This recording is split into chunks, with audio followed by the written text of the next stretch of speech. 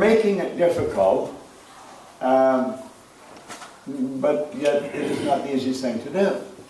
You know, that is a question. I have a slide that said most people are extras in their own movie. You know, your life is like a movie, and what you've got to remember is you're writing the script. And so you put yourself in as an extra. You might not even get a walk on. Maybe you're just off in a corner or something.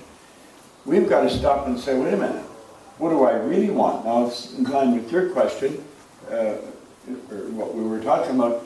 What you want comes from the essence of who you are, and it doesn't change frequently. What you think you can do changes frequently because your thinking expands.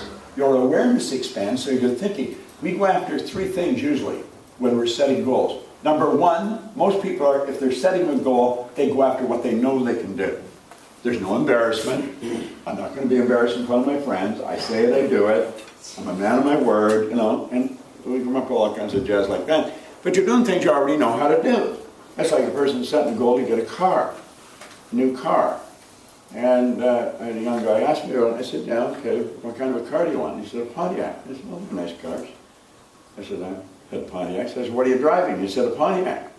I said, how long you had it?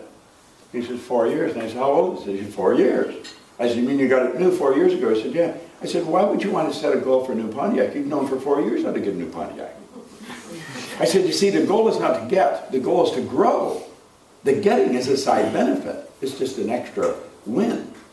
So when we say, okay, we'll move away from that, well, then we go for what we think we can do.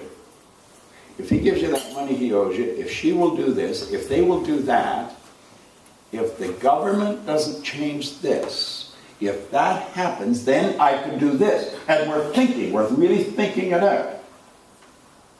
And we say, this is it. And then we write our business plan. That's very important. We've got to know exactly how this is going to be executed. Especially if you're going to a bank for some money. They want the business plan, you see. Well, I've started a number of businesses. I've never written a business plan. I'm not even sure if I know how to write a business plan.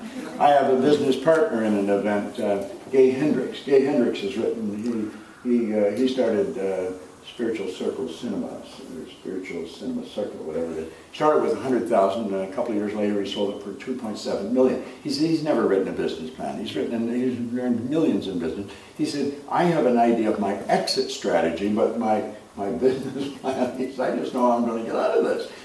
And he does that. So you got to get away from this plan stuff. That's the masses way of thinking.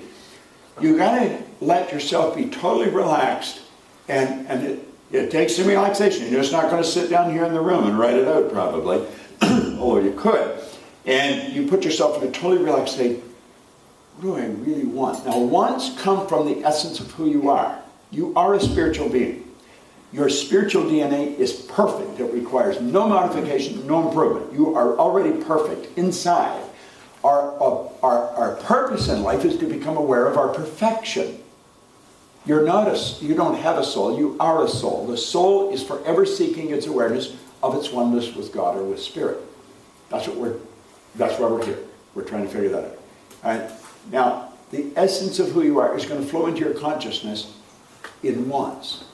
Want this, want that. And you have been taught, well, you can't have everything you want. You should be satisfied with what you've got. My grandma used to tell me that. She was like an angel of God. She never did anything bad in her whole life, I don't think. She went to sleep one night and the angels took her away, but she was in her 90s.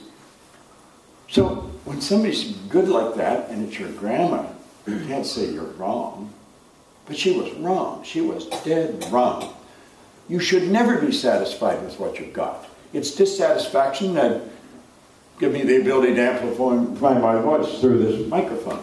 It's dissatisfaction that gave us these lights. It's dissatisfaction that gave us air travel.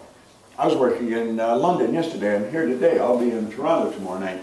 I've got a speech there I've got to do tomorrow night. And a couple of weeks later I'll be in Johannesburg. And I can lay down and go to bed in the plane or order a hot meal.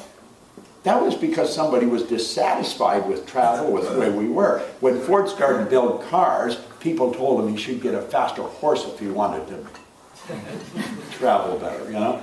Well, your want comes from inside, and we've got to learn that. We've got to learn to let ourselves relax, and you will not have a plan.